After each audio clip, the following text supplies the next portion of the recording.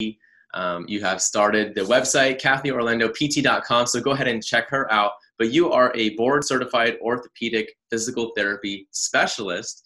And on your website, you say that you specialize in SI joint dysfunction and hip impingement and mobility issues. So I'm excited to dive into these topics with you today, because I know a lot of people are having lower back pain. They might be having some SI pain, some pain in the groin or pain in the hip. So we're going to cover all those topics, but I just want to say thank you for taking the time to be on this interview today. Absolutely. Thank you for having me. I think it's a wonderful idea and collaboration, and I'm excited for it as well. Thank you. So tell us a little bit more about how you got into this specialty, into the field of treating hip and SI dysfunction. Well, I mean, it definitely has a personal flavor. So I ended up having what I thought was a back issue that started because I incorrectly treated a patient, and I thought I was protecting my back, and I didn't. And I ended up being one of those people that was stuck walking like a duck. I was stuck in this arched back. I could barely move. And I treated it as back. And then as years went on, being in the practice, I realized it was more hip joint causing SI joint type of symptoms or pain. And it made me kind of go down a rabbit hole with my patients and myself to figure out, where is it truly coming from? You know, everybody does psoas releases till the cows come home, but why? How come I'm always releasing your psoas and mine? There has to be a reason why it keeps getting shortened and tight. So all these questions kept running in with trying to get myself better, as well as all the patients that were coming in with similar complaints. And I sought out some treatment. It made me develop some of my own. And so whatever I could do at home to get relief, I would make YouTube homework videos for. Then it was their homework, and I would kind of treat them and treat myself. And so it just really came into everything stems from the hip joints. And that's kind of how it came to fruition. Yeah, it sounds like a very honest, authentic approach. Like you're trying to really find the solution. What's the underlying issue here? Yeah. So even though you went to school for physical therapy, and even though, we've read articles and we've studied different things about treating hip, low back issues, this is really a self-exploratory phase where you're trying to find out what works for you and how to get the best results, not only for you, but also for your clients too. So I love that. Yes, thank you. Yes, I love it. And I'm still actually working on it, because I think the biggest part about being a PT isn't just helping people. I mean, we all want to help people, but I love the puzzle. It's not just about how can I get rid of your knee pain? It's like, where did it come from? I want to make sure it doesn't come back. So is it really at your knee, or are you compensating from somewhere else? And that's the other thing, because I've been doing PT for 20 years now. And once I was always manual. Even though I was seeing 3 patients an hour in a regular clinic setting, I made sure to give you whatever I could for hands-on, 3 people an hour, until I finally got out into the one-on-one setting. But you kind of, after a while of treating, you realize, even though it's shoulder and neck, I could see where it translated from the hip and pelvis area, and where it comes from and how you can help with the whole. It's really the whole body. It's connected. So it's very interesting. Yeah, and you're talking about addressing the true underlying issue. For example, we talk a lot about, we tend to vilify pain medication, although they do have a good use sometimes, but we talk about how pain medication could mask the symptoms. It can provide some temporary relief, and it doesn't really address the underlying cause of the problem. Well, you can also have exercises that could potentially do the same, or maybe even some manual therapy techniques that could just mask the problem, but it doesn't truly address the main issue. And so you're talking about this integrative, you're talking about an integrative approach that, I know you like to do a lot of hands-on work as well. And so that's fine. You can do that, but you're also addressing the underlying issues. You're tying it all together to provide a whole person approach.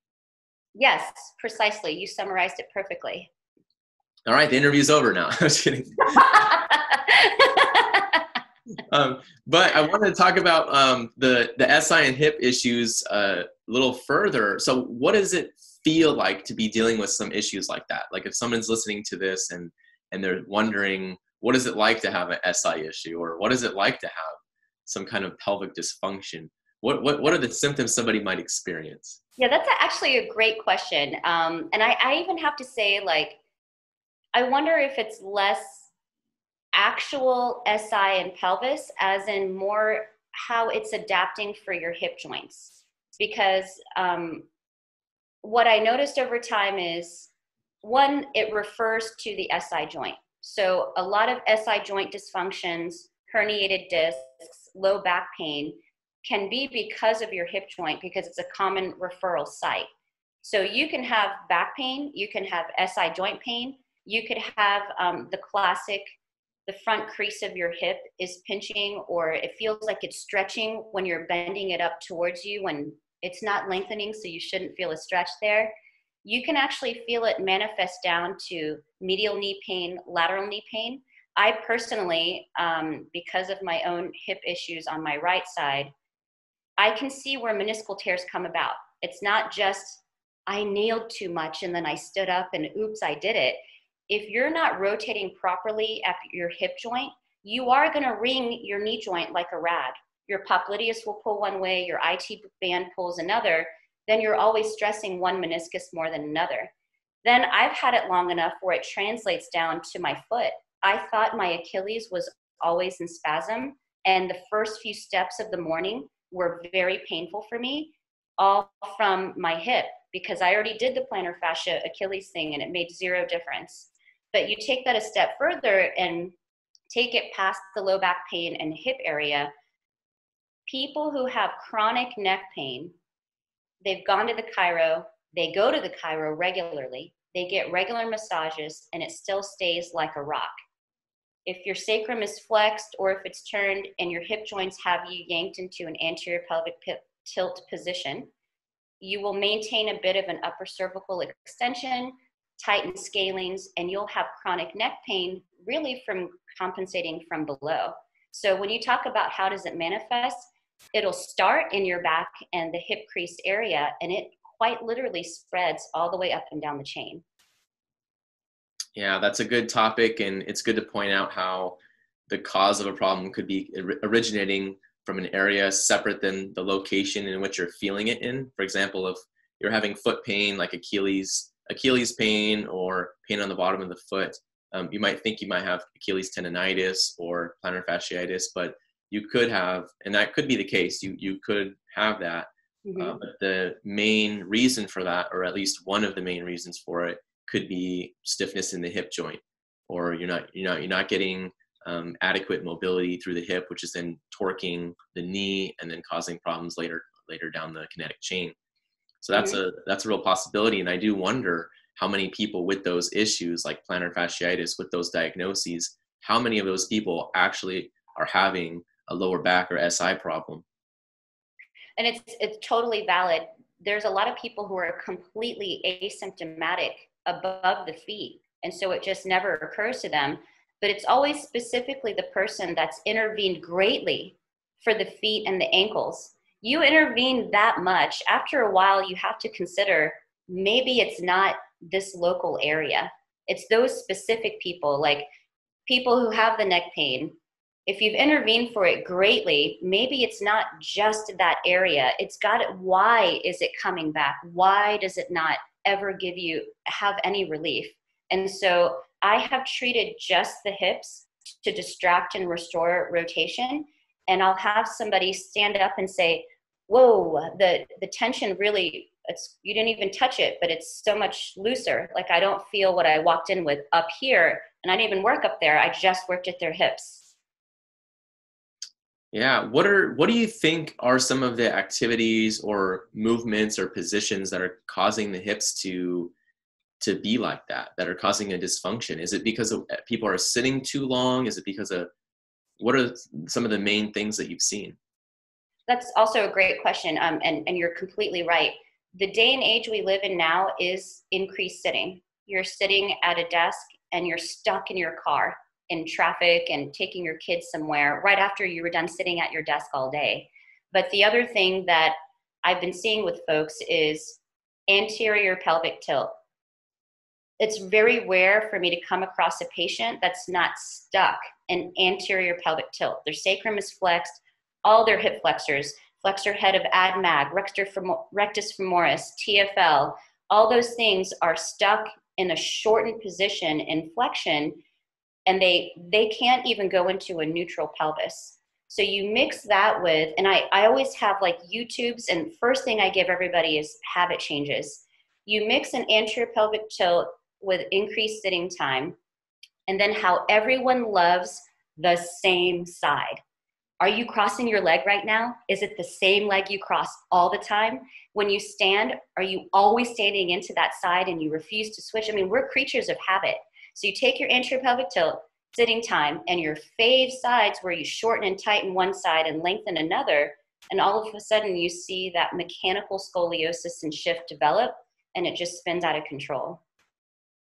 Yeah, it makes a lot of sense. And so what you're saying is if you identify that you're doing one activity consistently the same, you're not doing any variety, you're just saying to change your habits, to do maybe cross the other leg, cross the left over the right instead of the right over the left, or shift to the left a little bit when you're sitting instead of always being shifted to the right, or lean your elbow on the armrest with the opposite arm that you would typically use. Yes, the top ones I give are which leg do you cross, which leg do you stand upon, and which side do you lean towards? Like when you drive, when you sit on the couch, do you tend to lean towards this side or the other for the lateral shift of the thoracic spine? And then I tell everybody, it takes 66 to 90 days to create a habit of unconscious thought. So now you have to emphasize the side you've ignored for 10 plus years. Only do that side for 66 to 90 days, then create a new habit where you will never have a favorite side again. You will always switch equally. Yeah, those are great recommendations.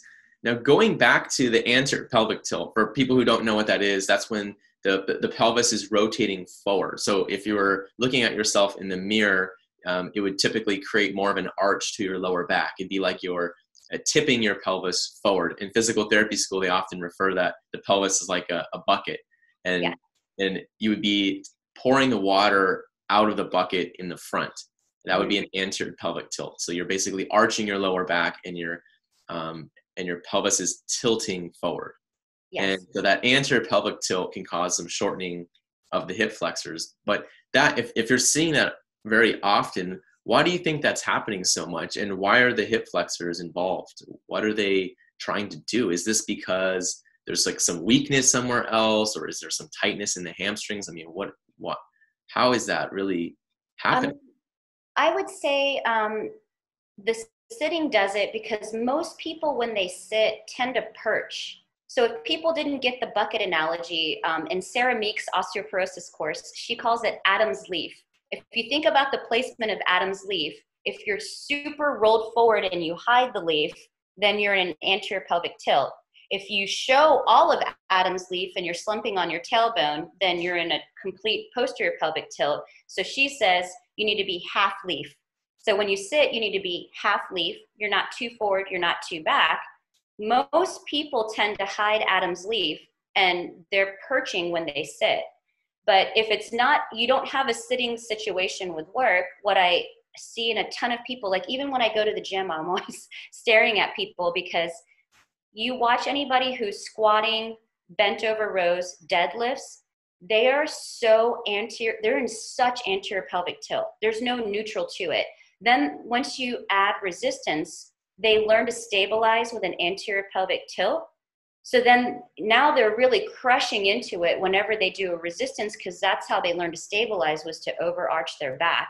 Then of course it's just time. There's no way your hip flexors will ever lengthen again, and then you just get jammed up there. But if you take it to stretches, you always see people stretching their calves and their hamstrings. They're always bent over. But if they ever stretch their hip flexors or quads, they're always still arching their back. They don't hold a neutral pelvis when they do it. They don't spend as much time on it. And even a massage therapist, once you go supine, hardly gets your your quads and your hip flexors. So the world is kind of a work on the back of my body type of world. Yeah, that's a good point that you bring up about people that are lifting weights, how they can go into an anterior pelvic tilt, because you're trying to avoid that excessive lumbar flexion. That's when you're rounding out your lower back when you're lifting. And I've done this as well. So you're almost exaggerating that anterior pelvic tilt because you want to try to keep your back straight. You want to try to keep yourself from rounding out Mm-hmm. as you're lifting so you don't hurt yourself with that excessive load. And so then it creates this exaggerated lordosis, this exaggerated anterior pelvic tilt, which then you just get used to doing. So that's an interesting theory, and I can definitely see how a lot of people are doing that. You think you're doing something good, and then you end up over exaggerating it, and then falling into a bad habit. And you want to be keeping a neutral pelvis. So I'm sure you've tried to educate people about how to maintain neutral, or how to even find neutral. They may not even know what neutral is. Yes, and that is something you have to spend time. And I always tell them, like, you always better look in that mirror, because you can't go by feeling anymore. You've learned to feel that an anterior pelvic tilt or that arch back is what you're supposed to do, and it's not. So you'll have to definitely use visual. But the other thing that actually goes along with that I learned personally, because I was one of those people that overcompensated with an anterior pelvic tilt that had increased back pain from it as well. So what I learned was, if I went into neutral, when I did the squats, the deadlifts, the bent over rows, what everybody loses is extension at the lower thoracic area, right around that TL junction. It stays rather flexed, and you'll see it in a lot of like bodybuilders. They have that really arched low back, but they're really flexed at their TL junction. When you lose extension there, you have no choice that when you try to hold neutral, you will go into an anterior pelvic tilt by mechanics, because some of that extension should have happened in the lower thoracic region. You don't have it anymore. So mechanically, you're going to go into that anterior pelvic tilt. So once I restored extension in that area by feeling, even if I was in a neutral pelvis and I extended at the TL junction, it felt like I was still in an anterior pelvic tilt. So I'd have to stare in the mirror to make sure, and then I could do my exercise. So feeling is a big trick when it comes to, are you extending or are you in an anterior pelvic tilt? And I know exactly what you're talking about with that type of posture, with the excessive arching of the lower back, and then the thoracic spine is flexed forward. I've seen that so many times in people at the gym or clients that I have. So I know exactly what you're talking about. And you're right. There's hardly any thoracic extension. The thoracic spine is not moving, and it's not extending, and it's all coming from the lower back. Yes, yes. So one of the things that I give, that I kind of just made up in my, again, YouTube homework page or whatever, is restoring thoracolumbar extension. And it's not a pretty process. It's not like, oh, I just get some extension back day by day. I mean, once you lose it and you stretch into it, it's tough. But then what you also have to take into account is how flexion in that area, it really hinders your diaphragm. And I'll never forget, at a Con Ed course at University of St. Augustine, Dr. Patla said there was a runner. She came in with constant hip flexor tendonitis. They think they get it better. She came back with it, yada, yada, yada. So they thought outside the box as well, and realized that she had lost diaphragmatic function of breathing. She was an accessory muscle breather. If you don't diaphragmatically breathe, your psoas overacts, and she kept getting hip flexor tendonitis. Well, once they fixed the breathing pattern, she was able to resolve her tendonitis. But think about how you cannot possibly expand your diaphragm if you're always a little flexed at the area where it corresponds with your back. Yeah, that's another good point. You got to be able to breathe, especially with coronavirus going on right now as well. A lot of people, that's becoming a relevant topic for physical therapists, because people are having lower oxygen saturations or having lung issues. And so being able to breathe, for the people who are affected by that, that's important, and when you get older as well, you do tend to lose that thoracic extension, that typical hunch posture that we know about. Like, we know that we're trying to avoid that. We don't want to be hunched forward using a walker all the time when we're 80 years old. And so, but, to avoid that, you're going to have to work on it now, because it's going to take a long time. Like you said, it's not easy to restore it. It's not like you just get on a table, pop it, and then all of a sudden you're straight. That's something that's tissue that's adaptively shortened and positioned itself like that over years, really. So you're going to have to basically work on exercises over years. Yes, exactly. So I always tell my patients, when I do that specific thoracolumbar junction extension exercise, I say, I know that your butt's way in the air right now because they're lying a bit supine over a foam roller for it. And I said, just to give you perspective, I never thought my butt would touch the ground. It took me 8 months.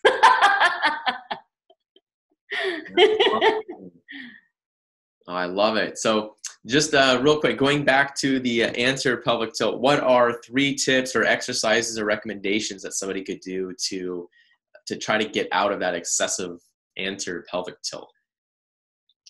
So 3 things. One is there's no getting away from active volitional practice of existing in your life in a neutral tilt.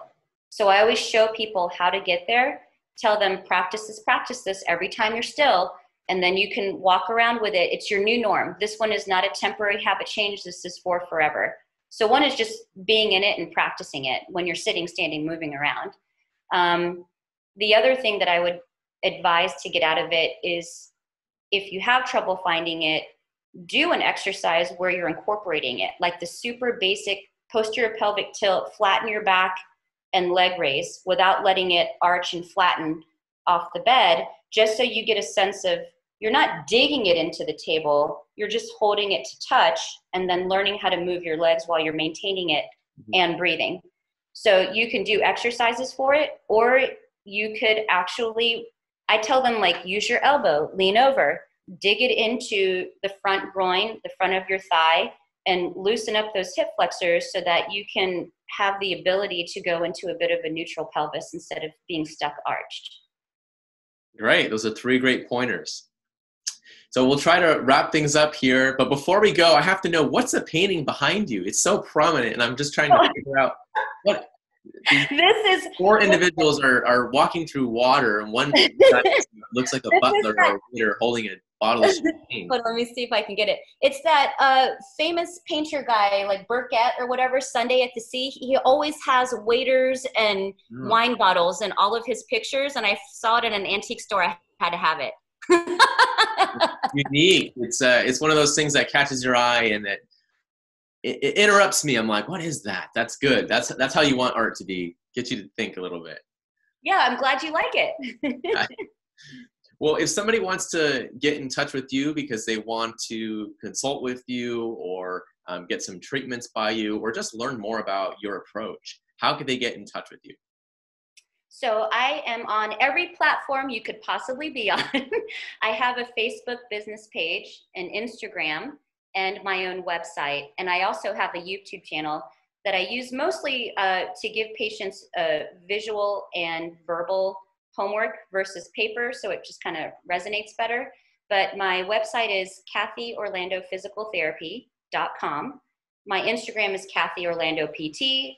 The Facebook is the same as my website. So it has all my information on there, and the website has a good taste of how I treat and what I treat. Actually, the Instagram probably has more pictures and videos of daily things that I may do on patients. Perfect. Those are good resources. Now, with your website, is it Cathy Orlando Physical Therapy spelled out, or is it just PT? Oh, sorry, you're correct. It's CathyOrlandoPT.com. Okay, good. Yeah, I just and want to make sure. Cathy with a C. I know half the people spell it with a K. Perfect. Yeah, and then Cathy with the C. So yeah, if you want more information, then head over to her website. You can learn more about her.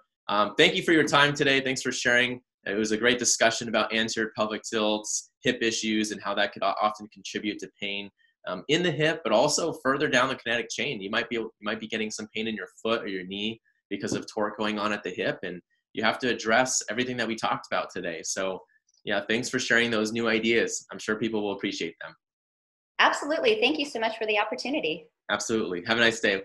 See you next time. All right.